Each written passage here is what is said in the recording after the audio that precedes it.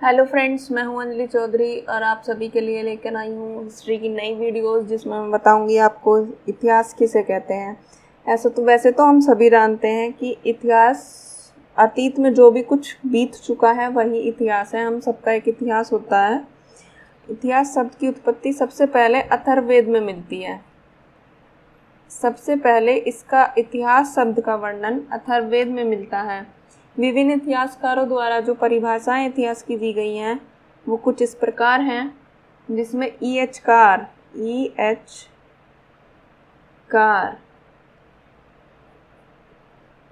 ये इतिहास को इतिहास अतीत और वर्तमान के बीच अंतहीन संवाद बताते हैं। अतीत एवं वर्तमान के मध्य अंतहीन संवाद बताते हैं। वहीं इनके द्वारा दूसरी परिभाषा जो दी गई है, इतिहास को इतिहास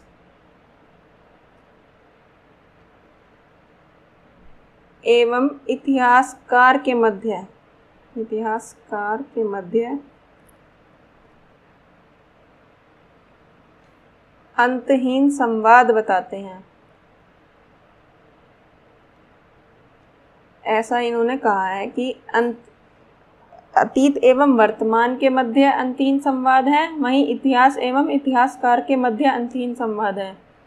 जब हम JP ब्यूरी की बात करते हैं, JB ब्यूरी, तो ये क्या कहते हैं, ये इतिहास को ये बोलते हैं कि इतिहास विज्ञान है, ना कम ना अधिक। ये इतिहास को विज्ञान मानते हैं, इतिहास ना उससे कम ना ज़्यादा। इतिहास विज्ञान है, ना कम ना अधिक। वहीं जब हम RG कॉलिंगवुड की बात करते हैं, RG कॉलिंगवुड,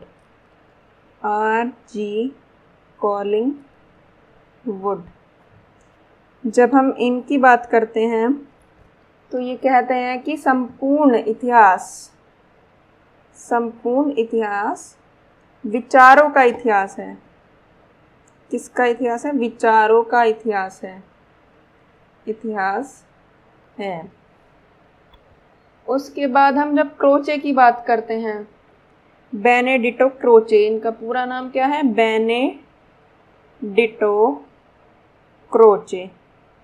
जब हम क्रोचे की बात करते हैं तो ये समसामयिक इतिहास की बात करते हैं। समस्त इतिहास समसामयिक है। समसामयिक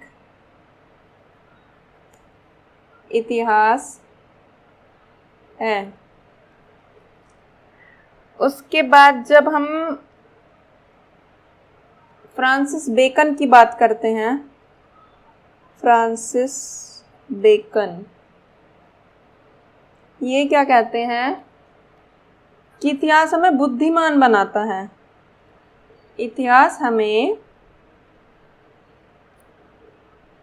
बुद्धिमान बनाता है। अच्छा, इतिहास का पिता किसे कहते हैं? Who is the father of history? इतिहास का पिता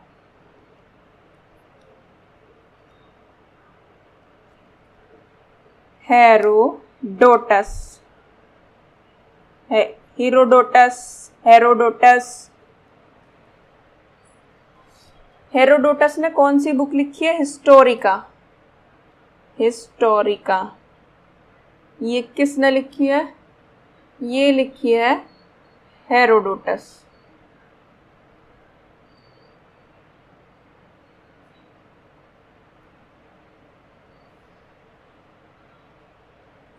अब जब हम इतिहास की बात करते हैं तो इतिहास को अध्ययन की सुविधा के लिए इसको 3 भागों में डिवाइडेड करते हैं।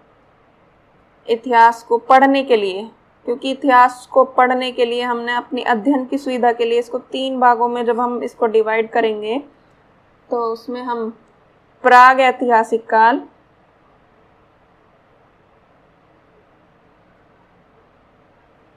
आद ऐतिहासिक काल,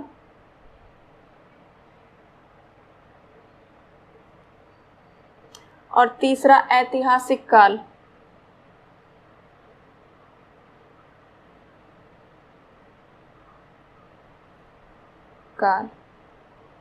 जब हम इसे 3 भागों में डिवाइडेड करते हैं तो प्रागैतिहासिक काल किसे कहते हैं, सबसे पहले ये जानने का प्रयास करेंगे प्रागैतिहासिक काल है क्या,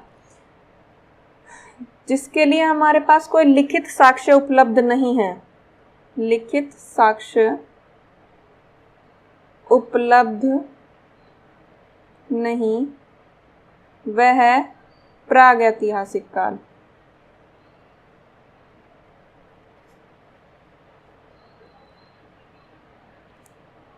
इसके उदाहरण में हम लेंगे पाषाण काल। इसके कोई लिखित साक्ष्य उपलब्ध नहीं है, ये केवल पुरातात्विक साक्ष्यों पर, केवल पुरातात्विक साक्ष्यों पर निर्भर है। वहीं जब हम आद ऐतिहासिक काल की बात करते हैं तो उसमें हम ऐसे काल की बात करते हैं जिसके लिखित साक्ष्य तो हमें उपलब्ध हैं, लेकिन उन्हें अभी तक पढ़ा नहीं जा सका है। लिखित साक्ष्य उपलब्ध, लिखित साक्ष्य उपलब्ध, ये कैसे अपठित, इन्हें अभी तक पढ़ा नहीं जा सका है। सेकेंडली जब हम इसकी बात करते हैं तो उसमें हम पुरातात्विक साक्ष्यों पर निर्भर है, ये भी पुरातात्विक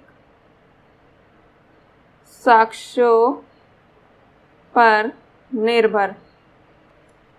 इसके उदाहरण स्वरूप हम लेंगे, इसके उदाहरण में क्या आता है, उदाहरण में हम जो अपनी सिंधु घाटी सभ्यता पढ़ते हैं, सिंधु घाटी सभ्यता, वो आद ऐतिहासिक काल के अंतर्गत आती है। किसके अंतर्गत आती है, आद ऐतिहासिक काल, सिंधु घाटी सभ्यता।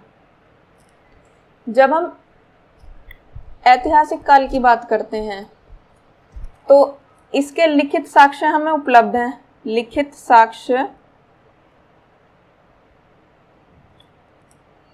उपलब्ध हैं, साथ ही ना पढ़ा भी जा सकता है, पढ़ा भी जा सका है।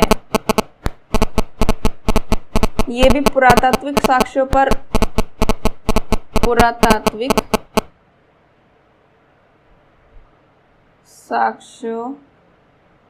साक्ष्य भी इसके उपलब्ध हैं, पुरातात्विक साक्ष्य भी उपलब्ध। इसमें क्या आता है, हम 6ठी शताब्दी ईसा पूर्व से प्रारंभ मानते हैं इसे, 6ठी शताब्दी ईसा पूर्व से प्रारंभ। फ्रेंड्स, इस वीडियो में हमने पढ़ा कि इतिहास किसे कहते हैं।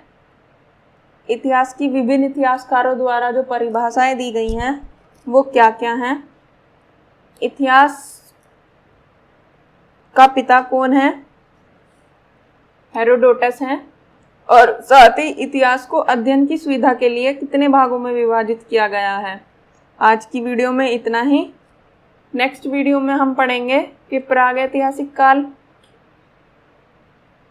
में जो पाषाण काल आता है उसको अध्ययन की सुविधा के लिए किस तरह से बांटकर उसके क्या क्या साक्ष्य उपलब्ध हैं।